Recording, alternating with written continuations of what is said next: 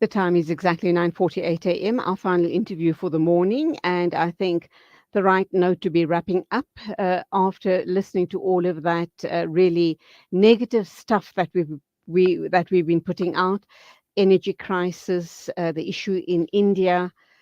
With the current government being very Islamophobic to the Muslim population, having destroyed a mosque on Sunday, and the excuse was that they were widening a road. So yeah, those were all of the stories that we're covering. But of course, it is also what is happening in and around, not only in South Africa, but all around the world. So we do need an injection of positivity. We need something to just lift our spirits. And who better to talk to us today other than someone whom I haven't talked with in a long, long time.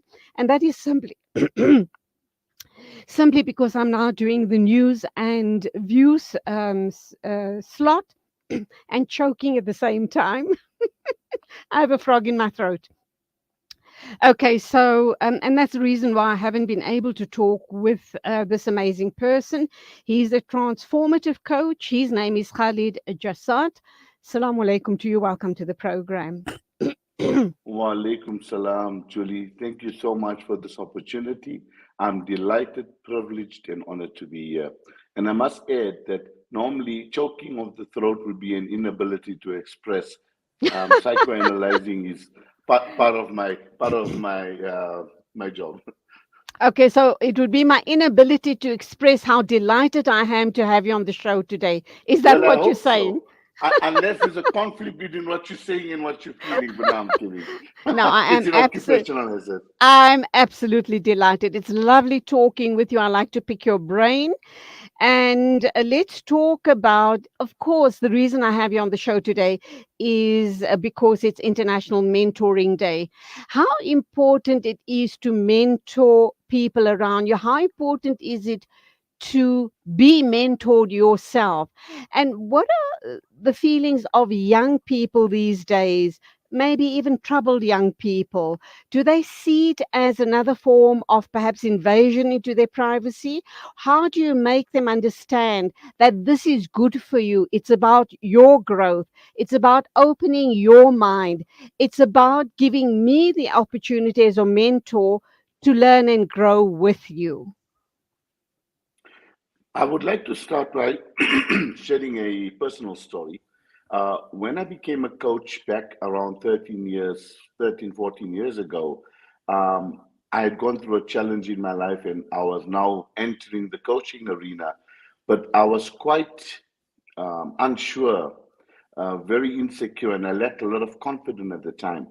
And I came across an incredible soul, a gentleman by the name of Bill Gibson, who originally came from Canada, who was in the motivational space 40 years before I even got into it. And as Providence would have it, I landed up going to a book making boot camp. And Bill Gibson was one of the speakers there. And there were about 300 to 400 people at this boot camp. And I was just in awe with Bill. He was in his early 70s. He was from Nova Scotia, Canada. He had this Canadian accent, but he always made this joke because he had been in South Africa so long. So he would ask the audience, "Where do you think I come from?" And people would say America or Canada or somewhere, in the West. And he would laugh and he would say, "No, actually, I come from Nelspruit. I just get paid more when I speak with an accent."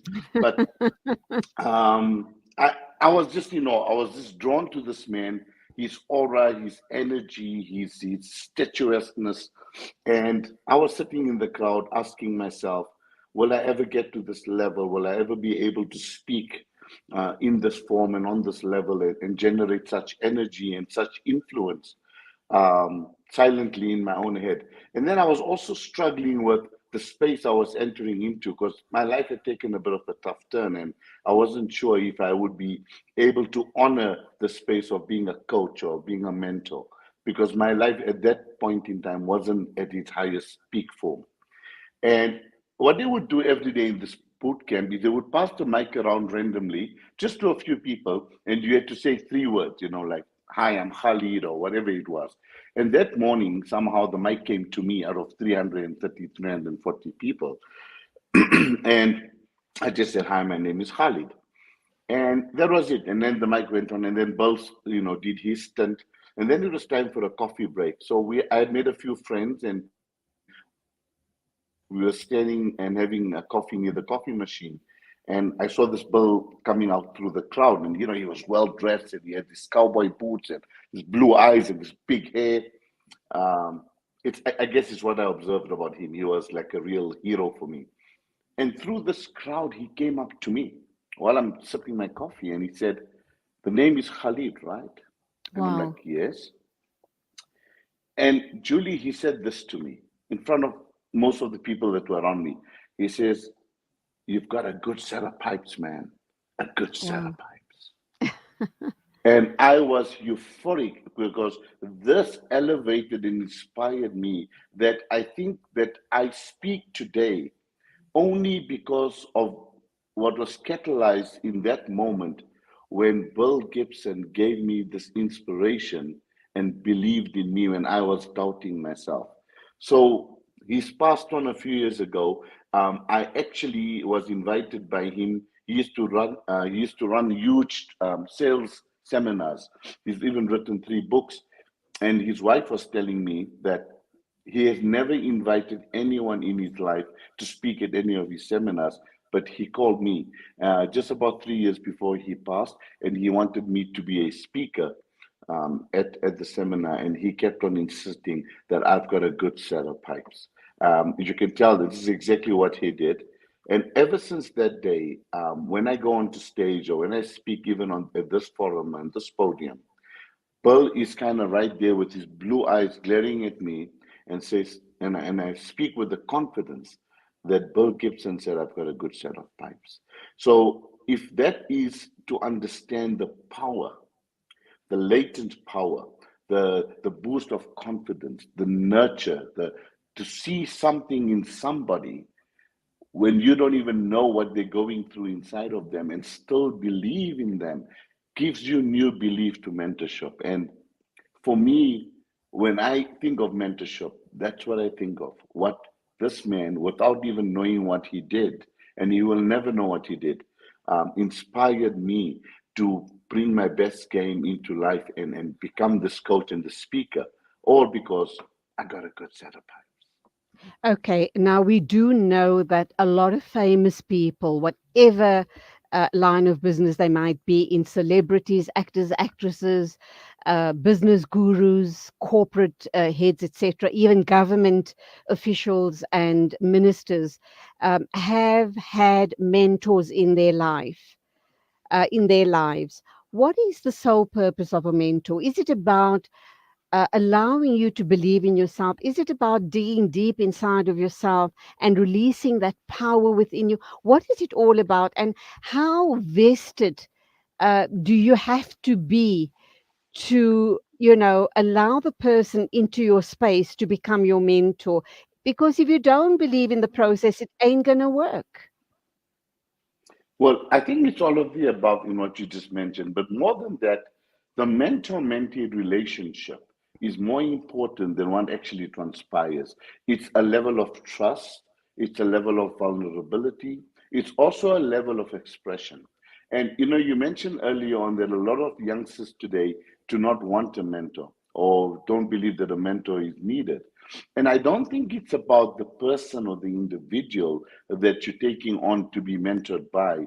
I think it's much more about the relationship.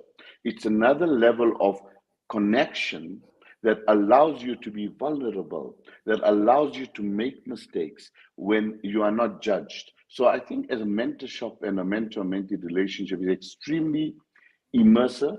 And I think when the mentor can teach you about the mistakes they made to achieve their success, it kind of creates a short circuit for you where it's so much easier for you now to go and avoid those barriers and achieve those goals much easier. In a nutshell, we as individuals can set the goals. But I think and I believe that it's very difficult to get those goals if you don't have the energy and the influence and the inspiration and the nurture and the love and the relationship of a mentor. I think I've asked you this question a couple of times in our past interviews, but for the purpose of this interview, let me put it to you again. So, number one, how much of time do you allocate? How long is this relationship going to be ongoing for? That's question number one. How often would you meet as well? And number two, how are you different, or what is different about you as a mentor as opposed to a young person or even an old person? You're never too old to be mentored. Going to a therapist, so you go to a psychologist or a clinical psychologist or a therapist, and you offload there as opposed to a mentor. There's a fundamental difference. I think psychology is much needed for certain situations and circumstances. Mentorship is only about elevation. It's not about offloading, but it's about discussing those inner fears, about unleashing the potential that's harnessed within you into a certain passion or direction, or even a craft, or even a career. Today we can have mentors for even marriage, as we spoke about. We can have mentors for sports. We can have mentors for business. We can have mentors for inspiration. We even have imams and spiritual mentors today. And I think what's really, really important is what a mentor does is he allows you to dig into that reservoir of your innate potential and kind of guides you into unleashing that periodically without ever judging you if you fall or if you get derailed. Now, you asked me the relationship.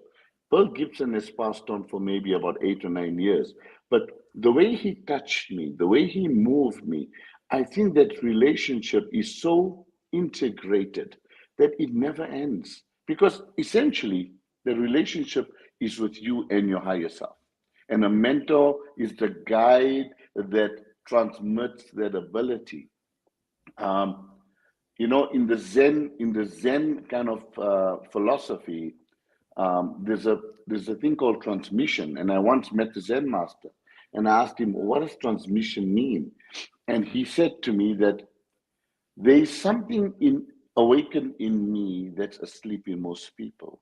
And when we get to engage and talk and inspire, when that awakens in them, that is that moment of transmission. And I think it's the same with the mentor, that there has been some awakening in them through their life, their experiences, their achievements, their insights, or even their outlooks.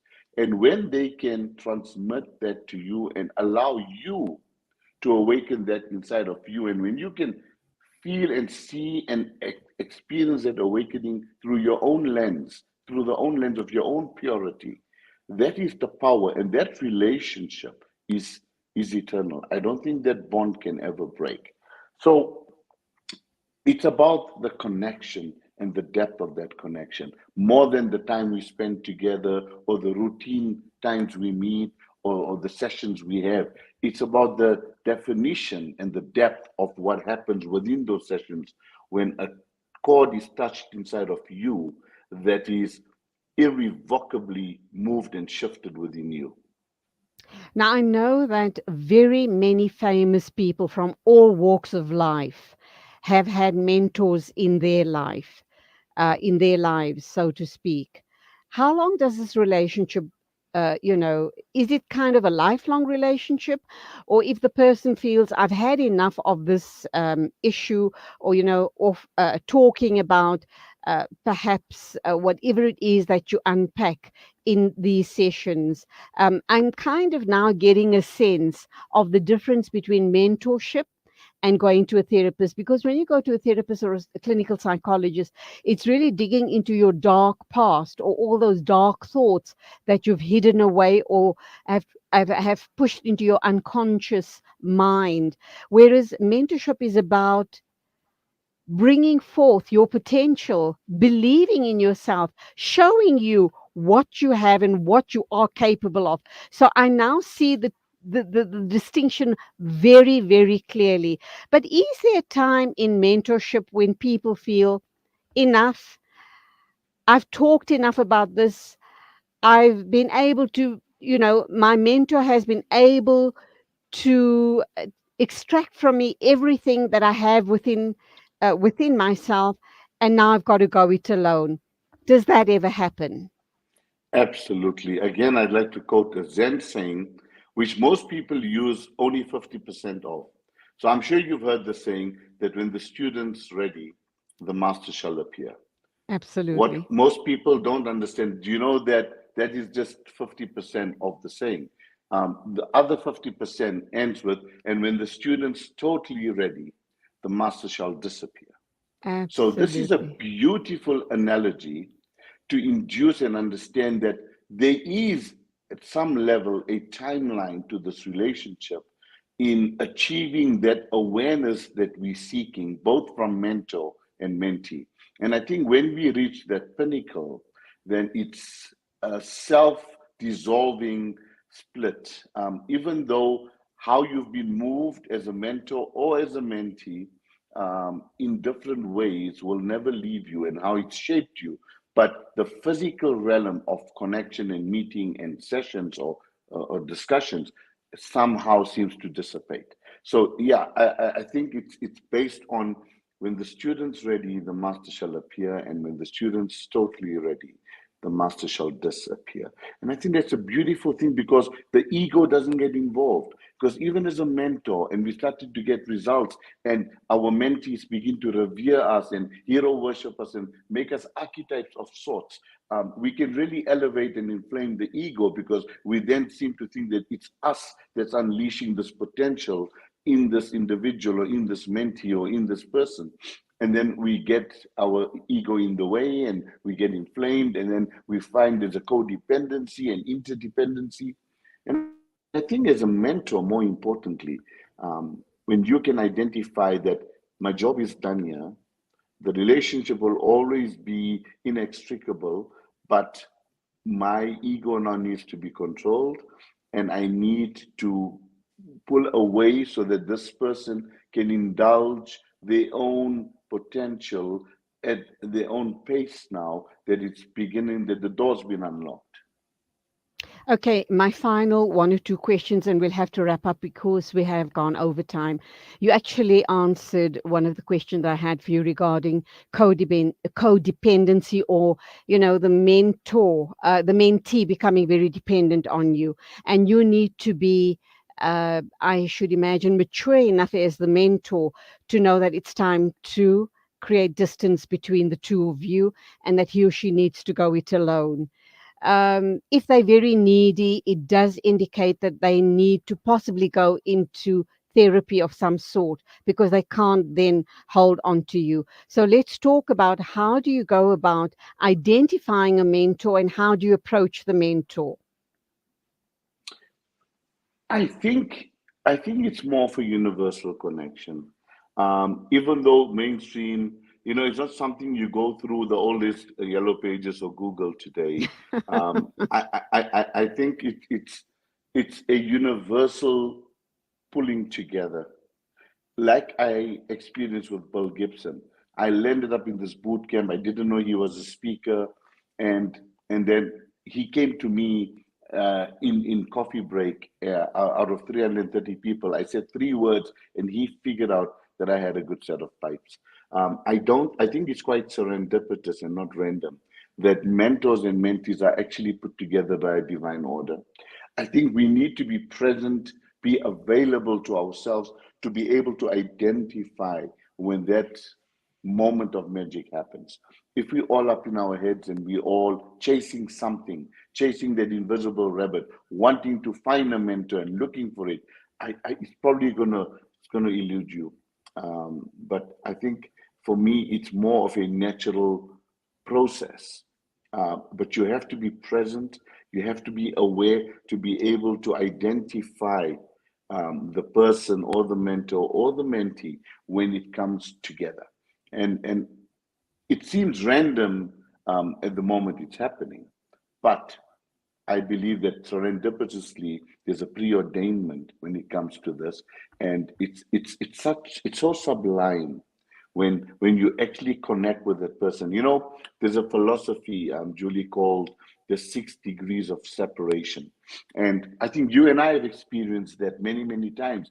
That I'm sitting with you on an interview, and I get a call from my auntie, and she goes, "You know how close Julie and I are, and I know her for years, and you actually had supper with her when you came to my house, and you didn't even Uh-huh. realize it." And as I think I mentioned to you as a kid, when I watched you come onto TV the first time, I was in total awe of you. Julie Ali, I remember that's what it was. And we all sat in front of the TV because we said, "Oh, this Julie Ali is going to be on TV as a presenter." It was unbeknown in that time. And I remember that moment fondly. I must have been, I don't know, 10 years old. I'm not saying how old you are now, but Please don't um, give away my age. and I must tell you that when I look at periodically and systematically, there are so many trillions of events that have taken place over billions and billions of years, millions and millions of times over and over again, just for two people to connect. For this moment that you and I are sitting here and having this discussion to connect, that I think beyond human capacity, we need to surrender to it, and we need to accept it as a universal design. Okay, Khalid, I did say that was my final question, but very quickly, I need to put this issue in. I need to ask this. What about a troubled person who is not necessarily forced into the situation, but is suggested to them, go to Khalid and he will be the ideal mentor for you? But this person has a lot of baggage. Is that relationship going to work? Or are they going to latch onto you and become very needy? And at any point, does the mentor become exhausted with all of the stuff that they're transmitting to you? So I have a understanding on my neck of the woods, and that is, we will never attract a mentee that doesn't have an issue or challenge that we didn't have or we haven't dealt with. So if there's a commonality of the challenge, as a mentor you don't project it onto your mentee, it's not going to exhaust you. But if you both get emotionally invested in that person's challenges, then that's emotionally exhausting and draining. And then both the mentor and the mentee, it's going to need therapy or psychological or psychiatric help. Um, but I think one thing you said, that if someone is sent to you, when it comes to mentor and mentorship, nobody can send them to you. It has to be a very personal, subjective experience. It's got to be something you take on upon yourself, because it's divinely ordained, not logically orchestrated. So I think it's really important to understand that if you are being pushed to see someone, it might not be a resonance with you, and that's going to keep as a challenge, and you're probably not going to achieve the results, and you're going to exhaust each other. But if it comes through a natural process, natural selection, then there'll be healing, there'll be elevation and inspiration. Khalid, always a pleasure talking with you. I'm so pleased that we've had this opportunity. You go well, and inshallah, we will talk again sometime soon. Keep us in your du'as, inshallah, and salamu alaikum to you. Wa alaikum salam, and thank you to you, the audience, and of course, the team at Salam Media to make this happen. Much appreciated. Always an honor and privilege to be on the show with you, Julie. Take care. Likewise, it is exactly 12 after 10. News and views wrapping up now.